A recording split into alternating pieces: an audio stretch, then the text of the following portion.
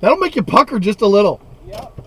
Yeah, that one makes you pucker. You went a little faster. When I stopped, when I got to that point where my front tires were coming up that yeah. And I felt it go. Boom. I looked at her. Like, go. That was fun though. It was a good time. Hell yeah. You know, even for being stock, it's amazing what it'll do. Especially, I hate to admit it though, especially with the Rubicon package. Oh yeah, with your lockers front and rear, and yeah, absolutely, low, absolutely. It's like cake, man. See, this stuff doesn't scare me nearly as much as the mud does. Why? I don't know. This, when he was like, I'm like, just let it do it. It knows what to do. And that doesn't scare me.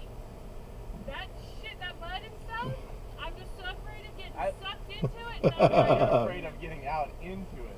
Well, yeah. I have never been afraid to jump out and get money. Hello. Except for the time that you guys had to come rescue me. I got in that mud. I wasn't staying in the Jeep like your wife. Yeah, she's definitely afraid of mud. But that had a little pucker factor. Yep. But they're like goats. They just keep crawling. It's amazing.